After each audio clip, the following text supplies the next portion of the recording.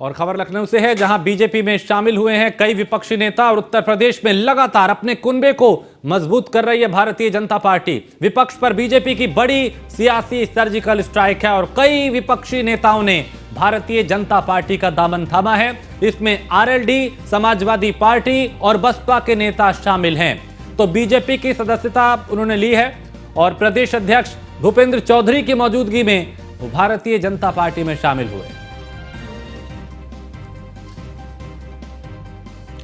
तो बीजेपी की सदस्यता कई विपक्षी नेताओं ने ली है और भारतीय जनता पार्टी में शामिल हुए हैं आज विपक्ष के कई नेता। उत्तर प्रदेश में लगातार भारतीय जनता पार्टी अपने कुनबे को मजबूत कर रही है, बड़ा कर रही है और विपक्ष पर बीजेपी की यह बड़ी सियासी सर्जिकल स्ट्राइक है। तो कई विपक्षी नेताओं ने बीजेपी का दामन थामा है, जिसमें आरएलडी, समाजवादी पार्टी और बसपा के नेता शामिल हैं, जो अब बीजेपी में आ चुके हैं।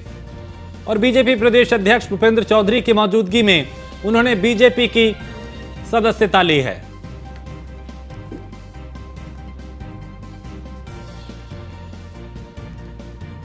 और इस खबर पे ज्यादा जानकारी हमारे संवाददाता मनीष देंगे। मनीष, आज कई दलों के कई नेता भारतीय जनता पार्टी में शामिल हो गए, उसमें से कौन से प्रमुख नाम हैं जो मतदाताओं को चुनाव में प्रभावित कर सकते हैं?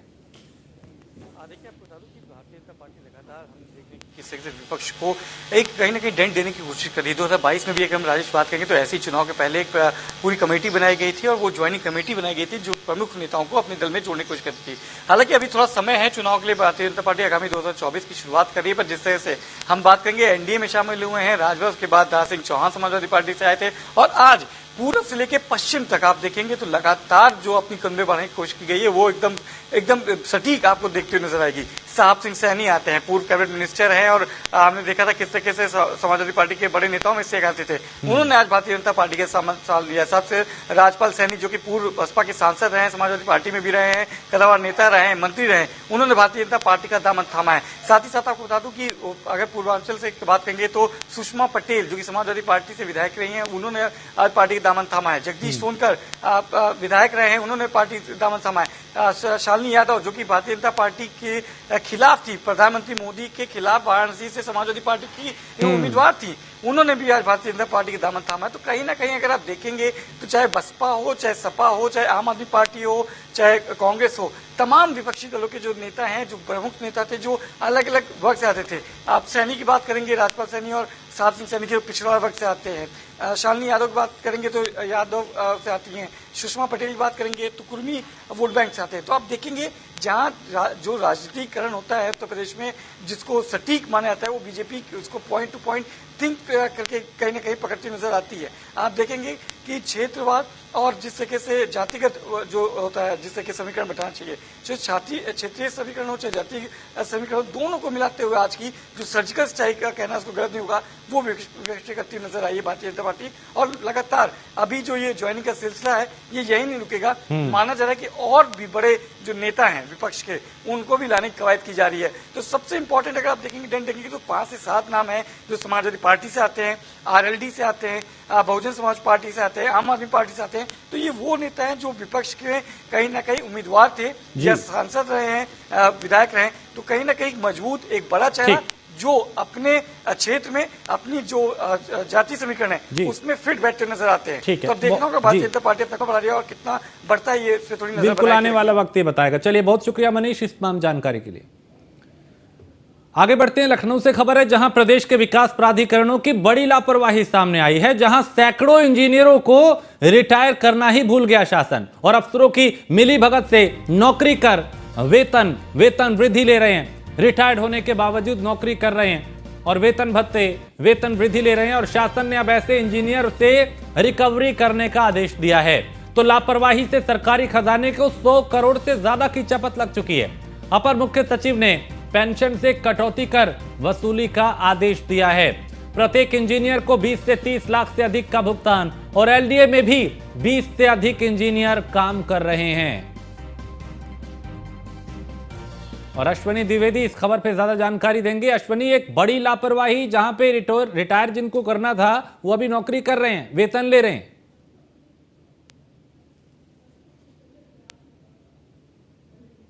इसमें तमाम जो इंजीनियर थे जो 85 की भर्ती हुई थी 85 में कुल एक लमसम 186 में कुल एक लमसम 100 बात करें 80 के तकरीब में जूनियर इंजीनियर भर्ती किए गए। वहीं अगर बात करें 1987 में 119 जूनियर इंजीनियरों की भर्ती हुई थी।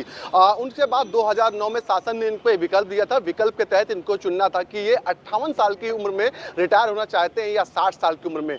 लमसम 95 ऐसे जूनियर इंजीनियर थे जिन्होंने 58 साल की उम्र को अपना आधार बनाया था और कहा था कि हम 58 साल की उम्र में रिटायर होना चाहते हैं। लेकिन कहीं ना कहीं प्राधिकरण के तमाम जो अधिकारी हैं उनकी लापरवाही के चलते, शासन की लापरवाही के चलते कहीं ना कहीं 200 के लगभग ऐसे जूनियर इंजीनियर हैं जो लंबे समय से जो है करोड़ों रुपए की चपेट जो है सरकार को लगा रहे हैं, क्योंकि ऐसे इंजीनियर तो जो है रिटायरमेंट के सारे फायदे तो ले रहे हैं लेकिन उसके बावजूद भी अभी नौकरी में बने हुए हैं। निश्चित तौर पर एक बड़ा वाकया सामने आया, इसको लेकर के काफी जो सरकार है काफी गंभीर हो चुकी है। खुद प्राधिकरण के तमाम आलाधिकारी हैं वो सोच रहे हैं कि आखिर इतनी बड़ी गलती कैसे हो सकती है, क्योंकि ये तमाम चीजें होती हैं, ये साल दर साल इनका डेटा तैयार होता है, डेटा तैयार होकर शासन में जाता है और उसी के आधार पर रिटायरमेंट होता है। लेकिन सबके बावजूद भी कहीं ना कहीं एक भारी चूक जो है प्राधिकरणों में देखने को मिली है। हालांकि अब इनके लिए कहा गया है कि जो तमाम इंजीनियर्स हैं उनसे जो उनको सैलरी जो दी गई है वो वसूली जाएगी। लेकिन सबसे बड़ा सवाल ये होता है, ये तो एक अलग बात हो गई, लेकिन सबसे बड़ा सवाल ये है कि आखिर जिन लोगों ने इतनी बड़ी खामी की है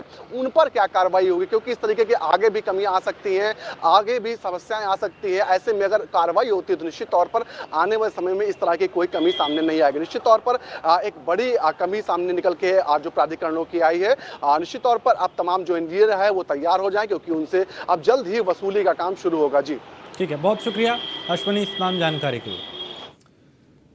और सुप्रीम कोर्ट के फैसले पर मुस्लिम धर्मगुरु ने बयान दिया है कि ज्ञानवापी को लेकर यह बयान दिया गया था। उस खबर पे हम जाएं, लेकिन इससे पहले एक बड़ी खबर दिल्ली से आ रही है, जहां आम आदमी पार्टी के सांसद संजय सिंह को निलंबित किया गया है और पूरे मॉनसून सत्र के लिए संजय सिंह को निलंबित किया गया है। आम आदमी पार्टी के सांसद संजय सिंह पूरे सत्र के लिए निलंबित हुए हैं। राज्यसभा सांसद संजय सिंह को निलंबित किया गया है और मणिपुर पे संसद में हंगामे को लेकर ये सख्ती बरती गई है। पीएम मोदी से बयान की मांग कर रहे विपक्ष जो है वो मांग कर रहा है और राज्यसभा के सभापति ने संजय सिंह को सस्पेंड किया है पूरे सत्र के लिए।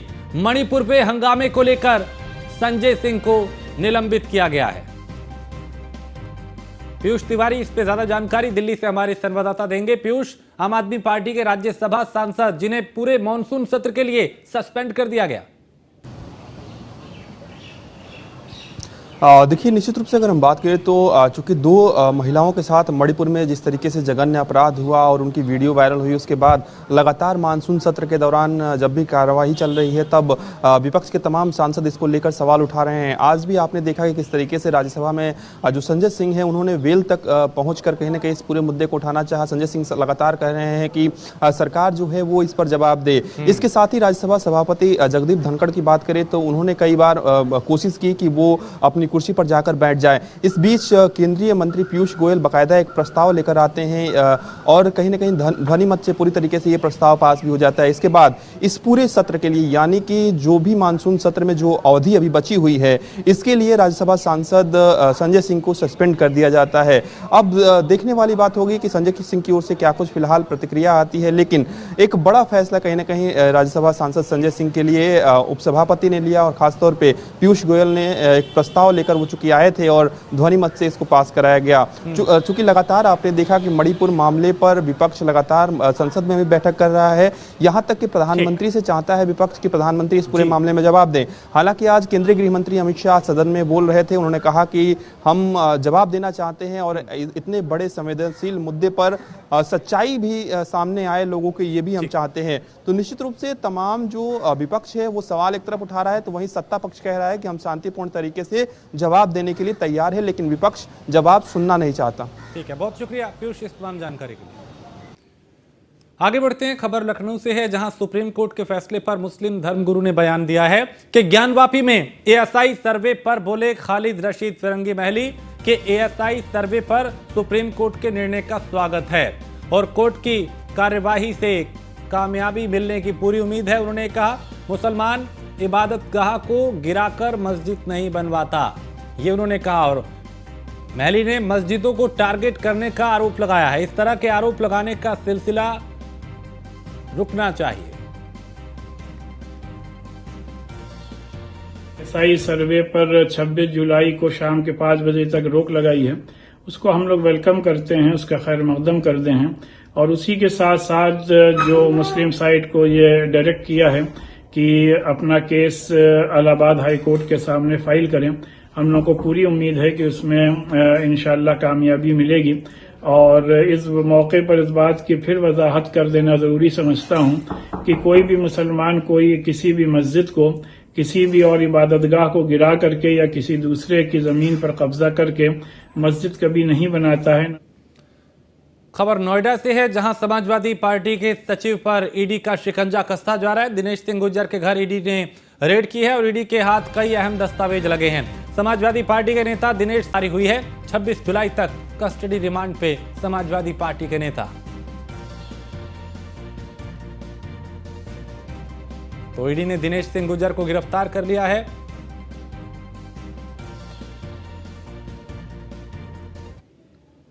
खबर हापुड़ से है, जहां थाना धोलाना क्षेत्र में एटीएस की छापेमारी हुई और अवैध रूप से रह रहे बांग्लादेशियों पर कार्रवाई की गई है।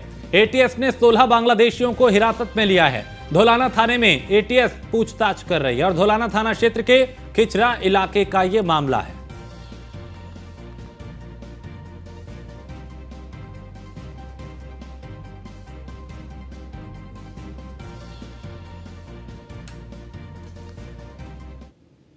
खबर लखनऊ से है, जहां स्मार्ट भवन को चोरों ने निशाना बनाया। लाखों रुपए की चोरी कर रफू चक्कर हो गए चोर। डीवीआर कैमरा, प्रिंटर, कंप्यूटर और कई दूसरी चीजें चुरा ली चोरों ने।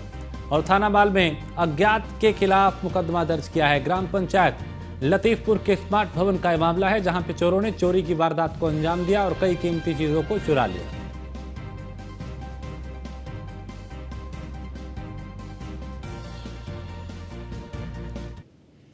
खबर लखनऊ से है, जहां माध्यमिक विद्यालयों में महिलाओं का कब्जा है और प्रदेश में लगभग 200 पदों पर महिलाओं का कब्जा है। राजकीय इंटर कॉलेज में पुरुषों और महिलाओं का अलग अलग संवर्ग है और प्रदेश में बालकों के कुल 464 राजकीय इंटर कॉलेज हैं। बालिकाओं के लिए कुल 434 राजकीय बालिका इंटर कॉलेज हैं।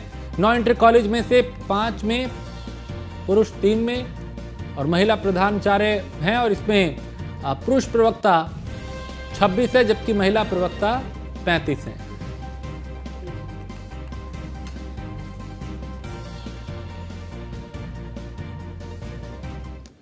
और 2024 के लिए बीजेपी का रोड मैप पूरी तरह से तैयार है और गांव में पूरी ताकत झोंकेगी भारतीय जनता पार्टी। ग्रामीण क्षेत्र के 12 करोड़ मतदाताओं पर बीजेपी काम करेगी और 8 लाख पंचायती राज प्रतिनिधियों को लगाएगी बीजेपी। और बीजेपी के राष्ट्रीय महामंत्री संगठन बीएल संतोष ने निर्देश दिए हैं कि जिला पंचायत अध्यक्ष, ग्राम प्रधानों का सहारा लेगी भारतीय जनता पार्टी और शहरी निकाय पंचायती राज प्रतिनिधियों का अगस्त में प्रशिक्षण होगा।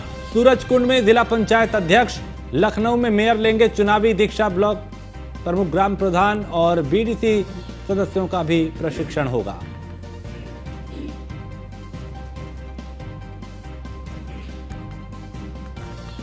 तो मिशन 2024 के लिए भारतीय जनता पार्टी पूरी तरह से एक्टिव है और बीजेपी का रोड मैप तैयार है। अब गांव को लेकर भारतीय जनता पार्टी का यह मिशन, कैसे ग्रामीणों को अपने साथ लाया जाए। 7 और 8 अगस्त को 2 दिवसीय प्रशिक्षण कार्यक्रम है। महापौर और नगर पालिका अध्यक्ष के भी प्रशिक्षण शिविर होंगे।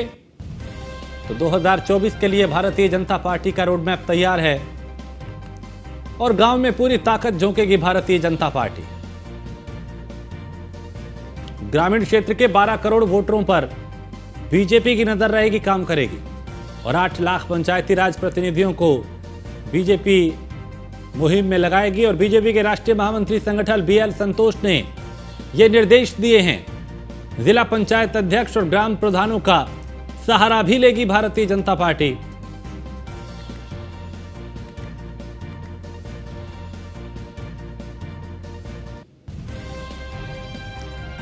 और मनीष मिश्रा इस खबर पे ज्यादा जानकारी देंगे, लखनऊ से हमारे संवाददाता हैं। मनीष, भारतीय जनता पार्टी का मिशन 2024 को लेकर एक्टिव है, अब गांवों को लेकर भी एक अलग रणनीति बनाई जा रही है, ग्रामीणों को लेकर, गांव को लेकर। जी हाँ, निश्चित तौर से राजीव, देखिए आपको बता दूं कि 2 दिवसीय अपने दौरे पे थे बीएल संतोष, जो कि राष्ट्रीय संगठन महामंत्री थे, और लगातार उनकी एक ही जो रणनीति थी, या कहें कि एक ब्लूप्रिंट तैयार किया गया कि किस तरीके से एक एक घर को जोड़ा जाए भारतीय जनता पार्टी से। सबसे ज्यादा देखा गया कि ग्रामीण क्षेत्र में जिस तरीके से मोदी सरकार ने जितना भी काम किया है, वो ग्राम विकास की बात कर ले, चाहे पीएम योजना की बात कर ले, चाहे किसान निधि की योजना बात कर ले, तो सबसे ज्यादा अगर बात की जाए तो ग्रामीण क्षेत्र में की गई है। उसी को लेते हुए अब गाँव की पूरी ताकत जोड़ने तय कर ली भारतीय जनता पार्टी में। ग्रामीण क्षेत्र के सभी 12 करोड़ वोटरों को बीजेपी से अब जोड़ने की कवायद की जाएगी। माना जाए कि 8 लाख पंचायती राज प्रतिनिधियों को इसके लिए लगाया भी जाएगा। इसके लिए प्रशिक्षण टोली बनाई गई है। इसमें 12 सदस्यीय प्रशिक्षण टोली है, जिसकी प्रशिक्षण उत्तर प्रदेश की राजधानी के प्रदेश मुख्यालय पे लखनऊ में की गई थी, जिसमें अब माना जाए जो जिला पंचायत अध्यक्ष हैं, ग्राम प्रधान है, जो बीडीसी सदस्य हैं, इनको भी प्रशिक्षण दिया जाएगा। साथ ही साथ आपको बता दूं कि हरियाणा में इनका प्रशिक्षण कार्यक्रम भी रखा जाएगा, जिसमें जिला पंचायत अध्यक्षों को प्रशिक्षण दिया जाएगा। और 7-8 अगस्त को ये प्रशिक्षण 2 दिवसीय प्रशिक्षण कार्यक्रम भी रखा जाएगा। तो कहीं ना कहीं अब सीधे तौर पे अपनी रणनीति के तहत अपनी ब्लूप्रिंट जो तैयार किया गया है, उस पर काम करती हुई नजर आएगी भारतीय जनता पार्टी, और हर एक बूथ स्तर से लेके हर एक व्यक्ति तक पहुंचने की कोशिश की जाएगी। और मिशन 2024 में 80 में 80 लोकसभा सीट जीतने का जो लक्ष्य है, उस लक्ष्य पे काम करना शुरू कर चुकी है भारतीय जनता पार्टी। जी, बहुत शुक्रिया मनीष इस तमाम जानकारी के लिए। तो भारतीय जनता पार्टी पूरी तरह से एक्टिव है 2024 को लेकर, और शहरों के विकास पर खर्च होंगे 16,470 करोड़ रुपए। निकायों को भेजना होगा शासन को प्रस्ताव, क्षेत्र की आबादी के हिसाब से पैसा दिया जाएगा, जरूरत के आधार पर प्रस्ताव तैयार होगा। तो शहरों में 164 अरब से मिलेगी अनेकों सुविधाएं, और शहरों के विकास पर खर्च होंगे ये पैसे, ताकि कैसे तस्वीर उत्तर प्रदेश की बदली जाए। इससे पहले भी विकास को लेकर कई तरह के दावे किए गए, और विकास लगातार उत्तर प्रदेश में किया जा रहा है। तो क्षेत्र की आबादी के हिसाब से पैसा दिया जाएगा। खबर लखनऊ से है, जहां एक और थाना बनाने की स्वीकृति मिली है, और इस वक्त ये बड़ी खबर, इंडोजा थाने की पुलिस चौकी महिगवा को स्वीकृति मिली है, और लखनऊ का 53वां थाना होगा महिगवा। प्रमुख सचिव गृह संजय प्रसाद ने डीजीपी और एडीजी को इसको लेकर पत्र भी भेजा है, और पत्र भेजकर शासन के फैसले से अवगत कराया है। तो थाने के लिए पद सृजन का आदेश अलग से जारी होगा। तो एक और थाना बनाने की मंजूरी मिली है। इंटोजा थाने की पुलिस चौकी महिगवा को स्वीकृति मिली है, और लखनऊ का ये 53वां थाना होगा महिगवा। और प्रमुख सचिव गृह संजय प्रसाद ने डीजीपी और एडीजी को पत्र भेजा है। एसके वाजपेयी इस पे ज्यादा जानकारी लखनऊ से हमारे संवाददाता देंगे। एसके वाजपेयी, एक और थाने को मंजूरी मिली है? बिल्कुल निश्चित तौर पर, क्योंकि हम देखें तो लगातार लखनऊ पुलिस कमिश्नरेट में थानों की संख्या बढ़ाई गई है। जहां पहले ही 5 थाने बढ़ाए जा चुके हैं, एक और थाना बढ़ाए जाने के बाद अब इनकी संख्या 54 हो जाएगी, क्योंकि 53 थाने लखनऊ में मौजूद हैं। हालांकि ये इटौंजा थाना क्षेत्र की महिगवा पुलिस चौकी है, जिसको थाना बनाने का शासन से मंजूरी दी जा चुकी है, जिसको लेकर उत्तर प्रदेश के प्रमुख सचिव गृह की तरफ से पत्र लिखा गया है कि इसको शासन से मंजूरी हो चुकी है, और मंजूरी होने के बाद अब इसको आगे थाने के रूप में मान्यता दी जाएगी। हालांकि इसको लेकर उत्तर प्रदेश पुलिस के पास निर्देश पहुंच चुके हैं गृह विभाग से।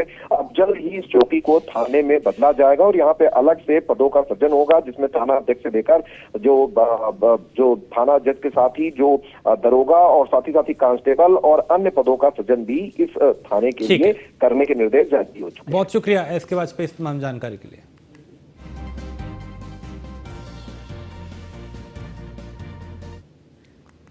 और कानपुर में तेज रफ्तार ट्रैक्टर ने खेत में धान लगा के घर जा रहे साइकिल सवार किसान को रौंद दिया। हादसे में किसान की मौत हो गई।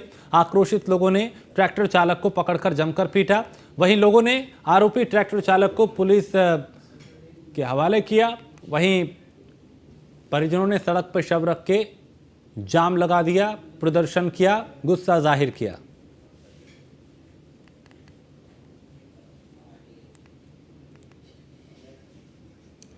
सूरज हमारे संवाददाता इस खबर पे ज्यादा जानकारी के साथ। सूरज, यहाँ रफ्तार का कहर देखा गया, अभी क्या हालात वहां पे, चूंकि लोगों में काफी गुस्सा देखा जा रहा है? बिल्कुल, आपको बता दें कि ये पूरा मामला कानपुर के साड़ थाना क्षेत्र के गोपालपुर गांव का है, जहां पर एक किसान अपने खेत में खेती करके साइकिल पर सवार होकर घर की तरफ जा रहा था। तभी तेज रफ्तार एक ट्रैक्टर ने उसे काफी दूर तक रगड़ता हुआ ले गया और उसके बाद रौंद दिया, जिसके चलते किसान की मौके पर ही दर्दनाक मौत हो गई है। जिसके बाद किसान की मौत होता देख ग्रामीण बड़ी संख्या में एकत्रित हो गए और उन्होंने सड़क पर जाम लगाकर जमकर हंगामा करना शुरू कर दिया। वहीं ट्रैक्टर चालक की पकड़कर जमकर लात घूसों से पिटाई कर दी गई है। घटना की जानकारी पर पहुंची पुलिस ने ट्रैक्टर चालक को हिरासत में लेकर इस पूरे मामले की जांच शुरू कर दी है। जी, लेकिन इस तरह के मामले सूरज आए दिन सामने आ रहे हैं, जहां रफ्तार कहर बन के लोगों की जिंदगी पे टूट रही है। क्या वजह है कि इस पे रोक नहीं लग पा रही? क्या ट्रैफिक पुलिस कर्मियों की लापरवाही सामने आ रही है? क्या पुलिस प्रशासन जो है वो लापरवाही यहाँ पे बरत रहा है? क्योंकि लोगों की लापरवाही तो है ही जो ये इस तरह के हादसे हो रहे हैं, लेकिन प्रशासन पुलिस प्रशासन जो है, क्या अब उसकी लापरवाही भी देखी जा रही है? जी बिल्कुल, देखिए जिस तरीके से कानपुर शहर में सड़क दुर्घटनाएं आए दिन प्रतिदिन बढ़ती चली जा रही हैं, इसके पीछे की बात करें तो सबसे बड़ा कारण ये है कि 80% जो लोग शहर में हैं, ऐसे लोग हैं जो सड़कों पर वाहन चलाते हुए नजर आते हैं, जिनके पास खुद का लाइसेंस नहीं है, उन्हें ट्रैफिक की किसी प्रकार के कोई नियम नहीं मालूम है और ऐसे लोगों पर आरटीओ विभाग की कार्रवाई करने से बचता हुआ नजर आ रहा है। सबसे बड़ी बात यह है कि आए दिन शहर में दुर्घटनाएं बढ़ रही हैं, मगर आरटीओ प्रशासन जो है वो किसी प्रकार का बिना लाइसेंस के गाड़ी चलाने वालों के खिलाफ भी कोई कार्रवाई नहीं कर रहा है। जी, बहुत शुक्रिया सूरज इस तमाम जानकारी के लिए। और इसी के साथ इस बुलेटिन में फिलहाल इतना ही। आप बने रहिए न्यूज़ वन इंडिया के साथ।